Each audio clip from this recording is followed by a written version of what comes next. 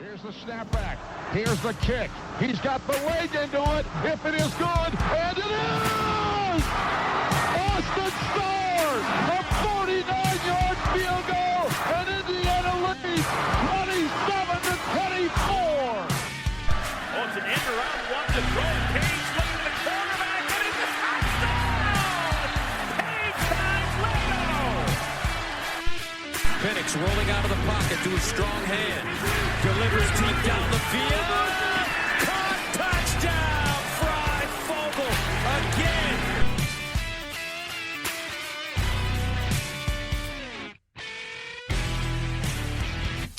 Welcome to the LEO podcast. You heard that voice again.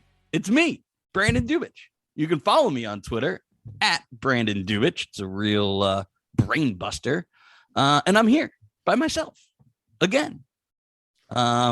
Michael has gone MIA. I hope he's okay. I'm just kidding. He's fine. He's having fun on vacation. We just picked our seats, Seth. Did you hear about this? I was told to ask. So tell me what's up. So you used to be down like so we were in the in zone. corner end we zone. were in zone. We were corner end zone, and those tickets were available again. We could have got the same exact seats. But instead, we moved up about 6 rows, and now we're in between the 10 and 20-yard line, 3 rows up from the field. Fortunately or unfortunately, we don't have aisle seats. So we are kind of like 6 seats in the middle. So we're not stacked 3 and 3. So I can't like jump on your back anymore when, you know, a good play happens. But I'm pretty excited. It's the closest we've ever been to the field. So I'm happy. Both my wife, Mike, and I were all on FaceTime choosing the seats today. It's always fun. Have you ever been a season ticket holder and got to do the seat selection thing? I am a Colts season ticket holder. And, okay, so does it work the same way? It did whenever they originally got the tickets. I inherited them as part of the dowry for our marriage. So Gotcha. Yeah, So that was a perk. So I guess I should follow the outline or Michael will kill me. That voice you hear again is producer Seth. If you haven't done it, you can block him at Satah5. He explained why it was Satah5 last week, so we're not going to do that again. Seth, thank you for joining and taking time to talk to me.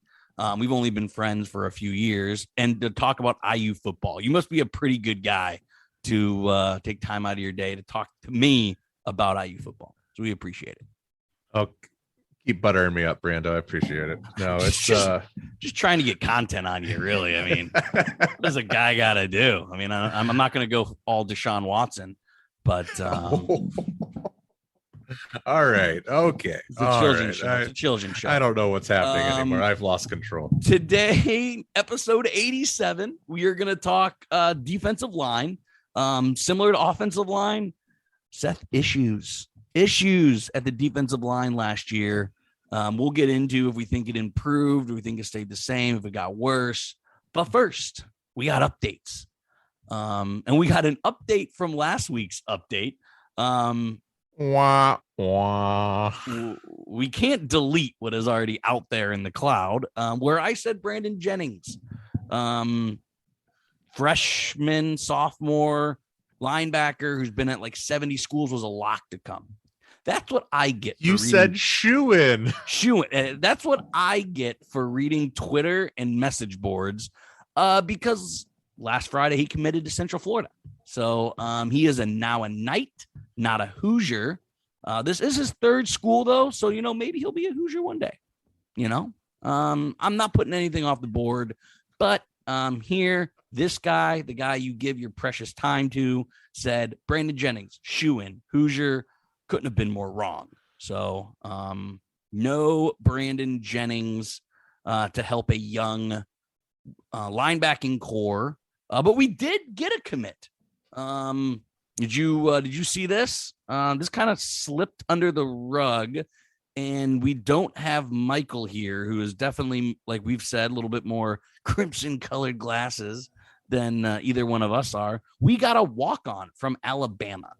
So an early Brando's Randos, what's a Big Ten equivalent to a walk-on from Alabama? What should you expect from that level of a player? Wow. Okay. So, I think he is a roster spot. I wouldn't put any expectations on him. I don't think that you can ever do that. He played special teams his true freshman year. So he did get on the field. He got on the field in the national championship game, Seth. Experience counts. I don't know, man. I'm trying to give a positive take here. I mean, every team has to have a worse player. So I don't know. I have no idea. Yeah. There's no way to judge that. So, if it was.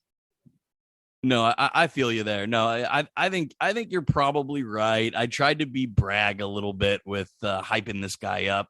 He was originally a Georgia State commit, very lowly ranked. He transferred back home. He is from Alabama, and then walked on. And all reports are, he works insanely hard. He's a very hard worker. That's how he got on the field in special teams as a true freshman. He didn't play anything else other than special teams. I think he was on kick return team. And that's a hard job. I mean, did you play kick return? I mean, for sure. You're pretty much just there to get blasted. I was the returner. Yeah, absolutely. So, I mean, that's not an easy job in the SEC. Anytime you have, no, not at all. But yeah, good for you guys. There we go. So, are you going to mention his name? Was it Brian Lanier? Brian Lanier. Yep, that's his name. He's his position is DB. Hasn't really read if he's going to be a safety or a corner.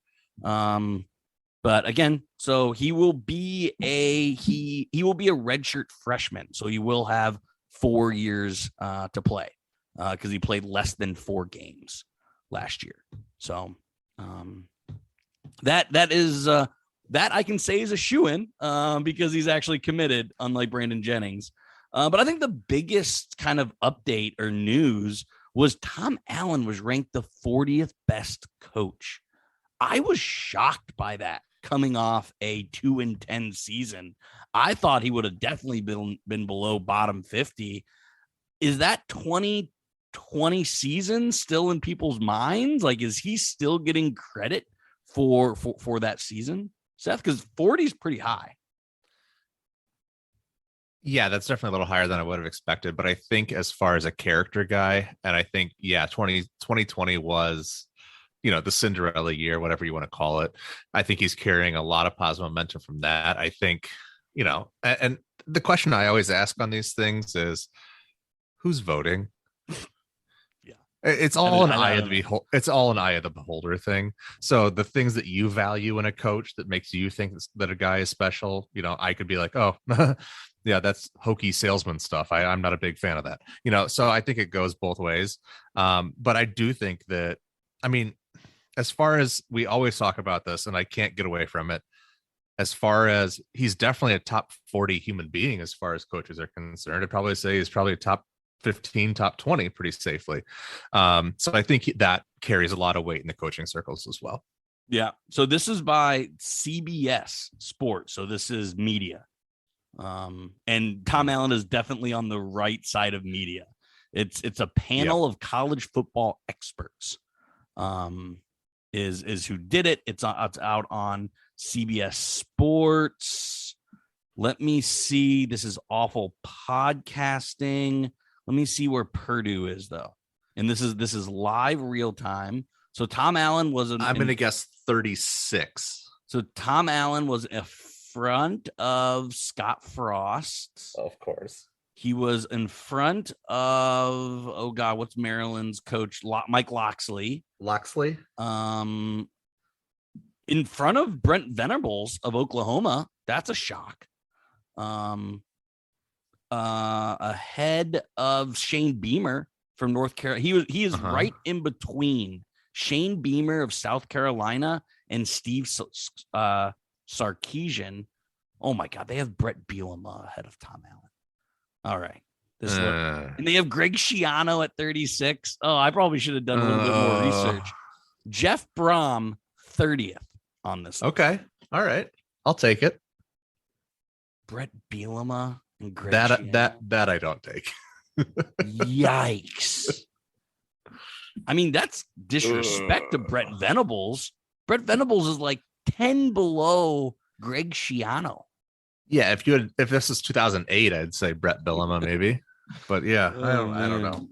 Okay. That list is questionable. Probably should have done a little more research on it. But anyway, 40th best coach, Tom Allen. I'm good with that. If you can go 2-10 and still be take the positive here. Absolutely. So all right, that's top 40. Yeah. Top 40. Let's go. All right, that's as much for the updates as you're gonna get. We just spent 10 minutes on May football updates. So on to position preview. Do you want to start D tackle or edge rusher? Where do you want to start? Let's start in the middle. I think the big boys, the biggest boys, however you want to describe that. Yeah. So I actually think this is a very strong unit.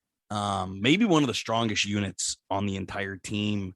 The 5 players that I kind of have marked down they're going to be in the rotation. DeMarcus Elliott, feel like that guy's been there for a decade. He's not spectacular, but he's going to do what he's going to do. Right. You got consistent. You got CO, who's a little bit more of a roller coaster. He's either dominating or getting dominated. It kind of depends on who the opponent is and what the day of the week is. I haven't exactly figured out what CO, like, the potential is there to be really good, but he's also too often 5 or 6 yards behind or in front of the line of scrimmage, getting blown back. So those are the 2 guys you know. The 3 guys you might not know are all transfers. You got J.H. Tevis, who was all over the spring videos. He was absolutely in all the videos. Tom Allen's brought him up specifically a few different times. He reminds, and you said it, you hit the nail on the head. He's the Weston Kramer of this year, I think. Is that fair? Is that a fair comparison or unfair? No, it's fair. I mean, I think there's a little bit of the unknown. There's the hopeful optimism that he can fit a role. And Weston Kramer really excelled in a limited role. And I think that, I mean, didn't he just get signed? Didn't Bragg say something? Yeah, he's on a roster. Did he get signed? Yeah, let me look that up real quick while you finish your thought. Yeah, so I'm saying, as far as transfers coming in, he's got the body, he's got the mold. Is if that's his ceiling, if that's a niche he can fall into, that's somewhere where any of these 3 guys I think you're going to mention, could potentially grasp. But Tevis, I think probably, I hate hinging on anything, but and he probably has the most potential. So the most Power 5 experience, whatever litmus test you want to give. I think he has the most likelihood of filling in that slot. Yeah, so he's a redshirt senior, just like Weston Kramer is. And if he can put together a Weston Kramer year, that's really good. I mean, I think I probably led the Weston Kramer charge last year. But man, he was one of the dozen bright spots on the 2021 Indiana Hoosiers. And if J.H. Tevis, who's built the exact same, 6'4", 281, not a big guy for the middle, but, experience. He's played in the Pac-12 for 4 years. So the other 2 guys that you mentioned, I mean, they're both hosses, man. They're both redshirt juniors. So seniors, they played 3 years in the SEC. They're both coming from Ole Miss. First, you have Patrick Lucas, 6'3", 320. And then you have Ladarius Cox, 6'4", 320. That is SEC size. CO looks big. He's only 310. DeMarcus Elliott looks big. He's only 305. Like, these guys are taller and bigger than both of those guys. They're an unknown quantity, just like most of this Indiana roster, but I'm comfortable with all 5 of those guys lining up in the middle. Are you with me on the confidence level of the interior? No, No. no. Confident, I wouldn't go with. I would say again, it's a room filled with potential. It's a position group filled with potential options to utilize, and that way you're not pigeonholed into hoping that one or two of these guys produces. Potentially, if you can filter in 4 or 5 of these guys, you can find a package that works. My problem with this is there's a whole lot of unknown here, man. You pointed out it. I don't know what else to say. If you can get consistency out of Elliott and Co, you might be really good. If Tevis ends up being the third rotational guy in there, you might be pretty good. But if there's injuries, if there's any kind of inconsistency, you might be looking at a situation in 2022, just like in 2021, where up the middle can be exploited from time to time. Yeah. See, I obviously just said what I thought. My issue with this room is we have 3 redshirt seniors, 2 redshirt juniors, and a single other player in the other 3 or 2. Sorry, and they're both true freshmen. Now they're both really good. Dominic James was the second highest rated recruit, 4-star out of the IMG Academy, absolute stud. Then we had Richard Thomas out of Fort Lauderdale, 3-star, but top 500. But there ain't a redshirt sophomore. There ain't a redshirt freshman.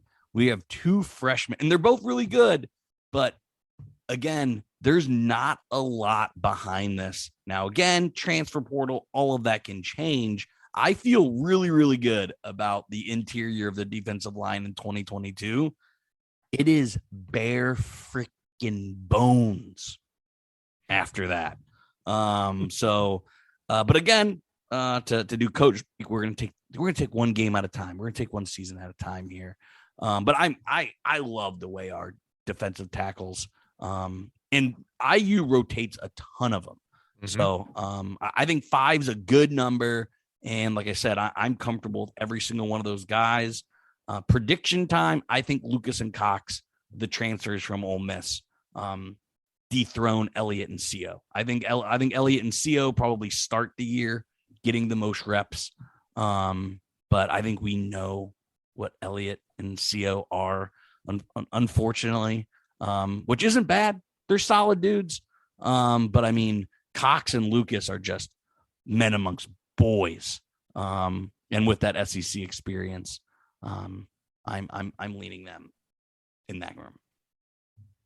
Cool. I mean, that's the right logic you have to take. Yeah, absolutely. Cool. All right. Now let's jump to the edge, which yikes. All right. So the 4 guys that I have written down are all, or 3 guys that we know, 1 guy that we don't know, is James Head Jr., who I feel like Michael and I have been waiting to do something for 3 years now. Alfred Bryant, who the only real thing I know about Alfred Bryant was he was a state champion wrestler. I say that every year we talk about him, and that's still his best highlight. And then Bo Robbins, who, again, I think the entire state of Indiana was pumped that we got him. I don't think he's played a meaningful snap. And then the only guy I'm really excited about is Miles Jackson. Transfer from UCLA. He got rave reviews in the spring as well. I was excited when we got him back in November. Even though he is only a redshirt sophomore, I think he has the most talent out of those 4. But man, I don't remember the last time IU's had a good edge rusher. And I kind of feel like, Seth, we talked about the tackles and the offensive line, that you just need to play the young guys, because James Head Jr. and Alfred Bryant, they're good. They're good dudes. They've stayed with the program, but they're just guys. I think you need to give Bo Robbins, Miles Jackson, and your boy Cooper Jones a lot more run. Because again, it's less important of how good we are in 2022. Edge rusher is so vitally important. And if they want any chance, they're going to have to get it from, I think, the 3 underclassmen. Yeah, so I'll take I'll take the super positive side on this. So I've heard nothing but from you and Bragg over the last 3 years about how Head is going to be this freak athlete, or he's going to be this ball hawker. Unfortunately, the play hasn't really hasn't been indicative of that. But he definitely has potential. He has all the things you get excited about as a player. Alfred Bryant, we saw a lot of last year, and what we saw a lot of, unfortunately, was him in coverage, dropping into the flats, which blew my mind. And he oftentimes would get taken advantage of, and they kept doing it. Burnt head. Yeah. Anyways, and then your point on Robbins, you're 100% true. I've watched him play probably 3 or 4 times in high school. I saw him play probably maybe a dozen snaps last year. None of it was really eye popping, but he was a redshirt freshman, so you'd think that you can continue to grow, something to build on. And then, like you said, Cooper Jones, I think, is another guy. He's a fringe guy. He'll be a redshirt freshman next year. Yep. I think he has potential. He has a really big body. I think he's about 6'6", 260. So maybe if you put on a little bit more weight, he could also slide inside and do some rotational at D tackle. So again, a guy who probably is a year or two away, but has an option of adding some variability and flexibility with his depth. So I think there's a lot to be excited about. The production, again, I feel like I'm saying this over and over again, but the production isn't really doesn't really say that, but there's a lot of players to be excited about. And I do think you're right. Again, we talked about this last week. Play the young guys. There's a certain point where you can rotate Head and Bryant in there, but give meaningful snaps to the guys who are going to be on the team and are going to be key players in 23, 24. Exactly. Yeah, no. So for me, I think IU's going to start the year. Again, you guys did a great job with the 2 deep. But I think it starts the year with Elliott and Co on the inside and Head and Bryant. But putting on my Nostra Dubich hat here, I'm hoping it is Lucas and Cox and Jackson and Robbins as the season ends. I think if the season ends with those 4, I think there's potential to be maxing out that potential, which is what you need to do when you're a team of IU. Absolutely. Cool. Talking about maxing out potential, here's a super quick word from our sponsor, Monon Track Club. MTC is Indiana's running brand, built on a deep love for the sport and the Hoosier State. They craft products, tell stories, and create experiences that aim to celebrate, support, and add to Indiana's running culture. Check out the link in the show notes for more details on their club runs and to show their sick gear, from shirts to hoodies to koozies, because it's koozie season, baby. As a thank you to our listeners, they are offering 10%, TEN, 10% off your order. That is a great deal. Use promo code LEO10 at checkout. Now, back to not self-proclaimed best part of the show, Brando's Randos. I have 3 for you today, and none of them actually have anything to do with IU. Are you okay with that? Perfect. Perfect world, right? This is my dream scenario. Yeah. So, we talked wide receiver versus running back, right? When we were talking offense. So that got me really thinking, what is the premier defensive position in 2022 college football? Because I think edge rusher has become that in the NFL. They're the guys getting paid the most. They're the guys getting all the screen time. Edge rusher has become the premier, like at one point it was linebacker, middle linebacker in the early 2000s. Middle linebacker, yep. Then I felt like after that it was corner, Revis Island, and then the Legion of Boom, right? Like Richard Sherman. Like I feel like it was corner. Now it feels like defensive end, edge rushers are the premier position in NFL. Is that the same in college football? What is the position? I could not agree with you more about the NFL. That was exactly how I would have put it. I think the NCAA is a little bit different because there's more schemes. Yep. So I think I would lean towards cornerback a little bit because of so much passing in the college game these days and the variability in which they attack the edge. They always talk about, I can't tell you how, that's the biggest coaching cliche right now, I think, is attack the edge or, whatever this.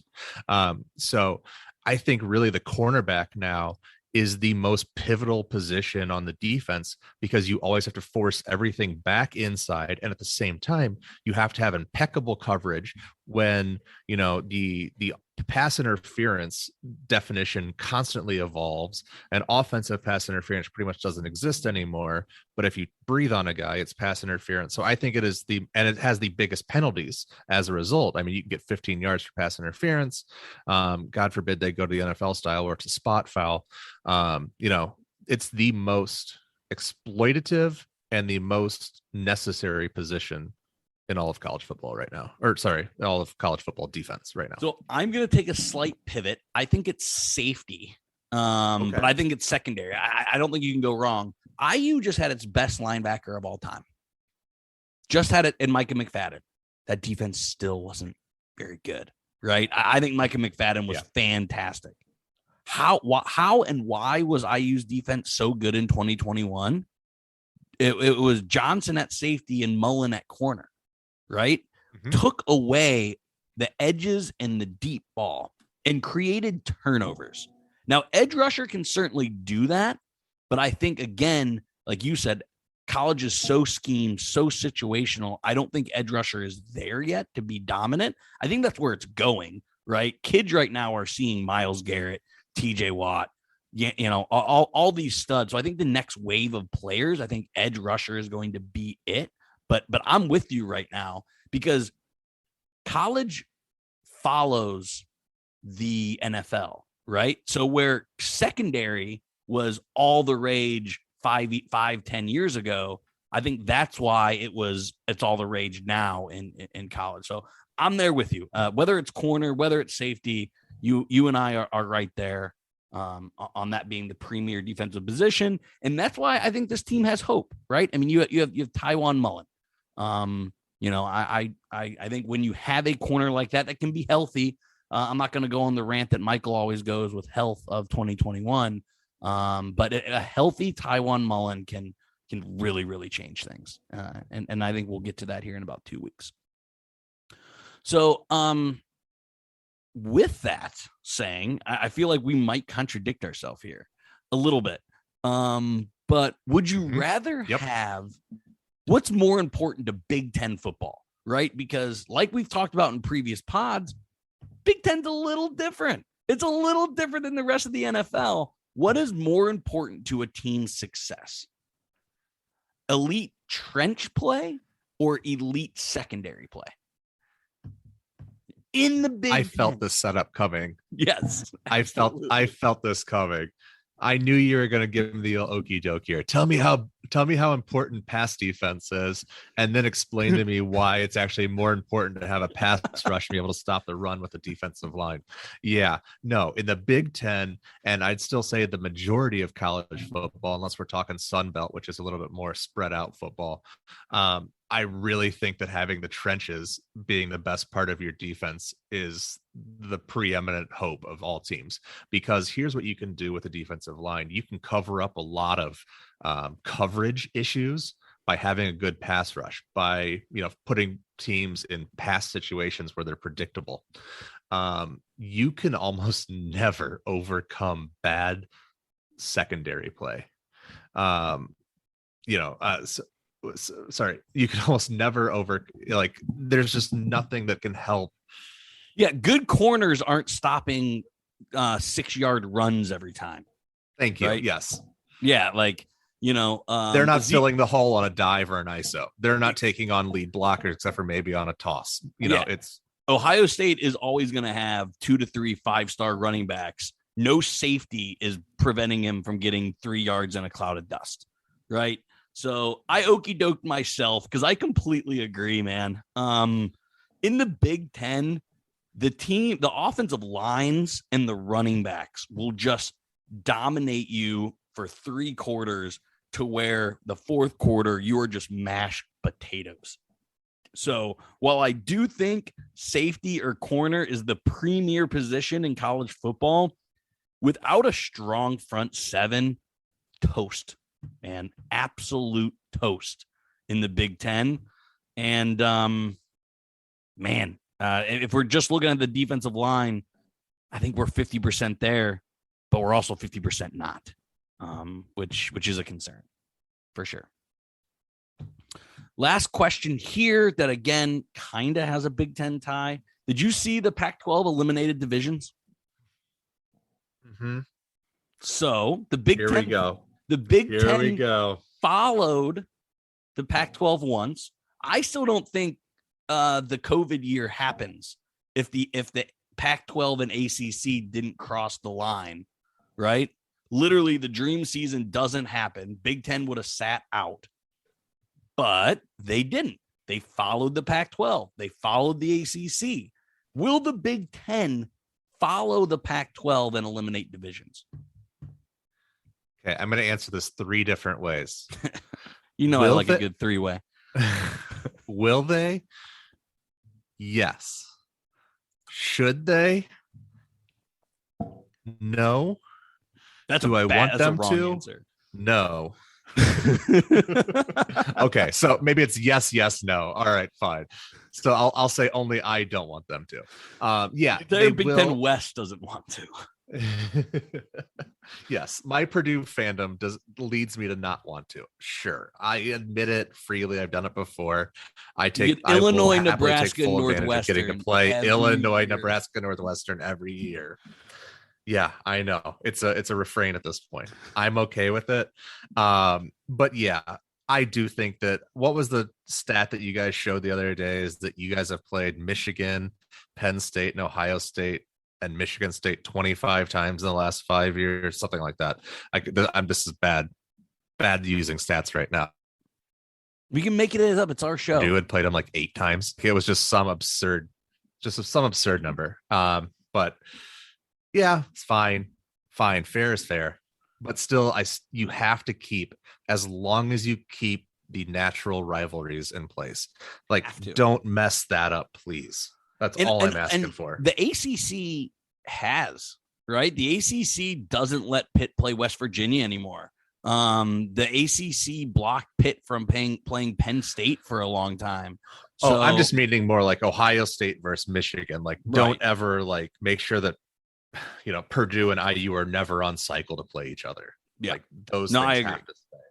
I agree, and I do think it's going to happen because the Big Ten doesn't have the balls to do it themselves. But if everyone else, they're followers, exactly. And it is the right move, man. I mean, as much as I know you love the Big Ten West, probably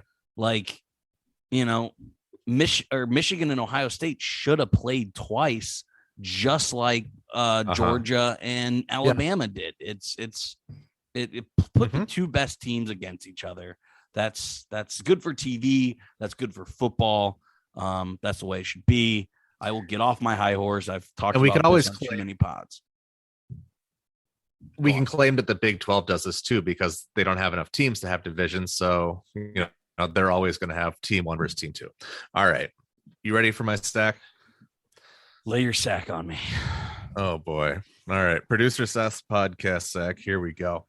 I was listening to a podcast and they were talking about how this guy from Long Island always thought that Ron Silver, who was an actor, his real name was Ron Silva because the Long Island accent made the ER and A. And then another one that happened to come up was nip in the butt instead of nip in the bud. Just like these weird little idioms that sometimes people get wrong. And then my dad always says Warsh and Washington. I have one really weird one I wanted to share. What's the 4-letter? How do you say BOTH? Both. Oh, you say it like I say it. We're say both it again. Both. There's like an L in there. Yeah. Both. Okay. Oh, that's a region thing. It must be. Must be. Both. That's so weird to say it that way. All right. Do you have any other things that you say kind of weird? Everyone's like, dude, that's not your saying, but you say it anyways. So I only like, and this is same for a lot of people, whether from the South or the East Coast or whatever. But like when I'm around my Pittsburgh family and my Pittsburgh friends, Yins comes out. So I say Yins. And I don't say Warsh, but I do like kind of like how we just do an L in there. Like my Pittsburghese comes out. So I throw like an H and a W in like everything, like Iron and John and Crick. A whole bunch of just real weird things. For those who don't know, Pittsburghese is basically white trash East Coast. So like it's two terrible accents put together, and that's how you get Pittsburghese, and I couldn't be more proud of it.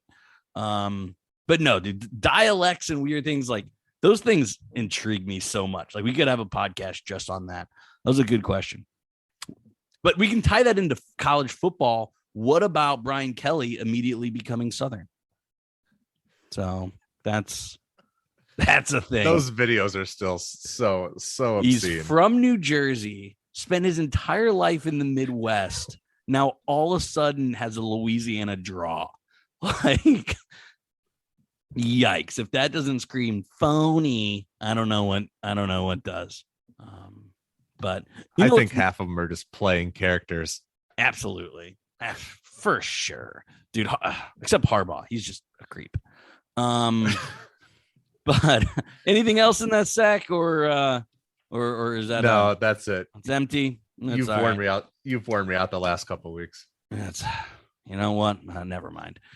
Speaking of wear you out, we're never gonna wear you out. We'll be here next week doing linebackers. Maybe Bragg will be back from vacation. Who knows? If not, Seth and I will be. Make sure to check out the pod on Twitter at Podcast LEO. We're at everywhere you can find podcasts. Be sure to download, follow, rate, and review on all platforms.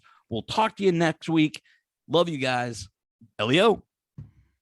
Leo. Leo. Awesome day. Leo. Thank you so much, Rick. I appreciate that. Leo. All right. Great. Oh, Leo. Appreciate you guys. Leo. You're welcome, Dave. Have a great day. Leo. Have a great day, Leo. Appreciate you being here with us. Have an awesome day. And Leo. Oh, thank you so much. Leo. Well, thanks so much, Leo. Hey, thanks so much, Mike. Appreciate that. Leo. Appreciate you guys, man. Have an awesome day. Leo. Awesome. Leo. Leo.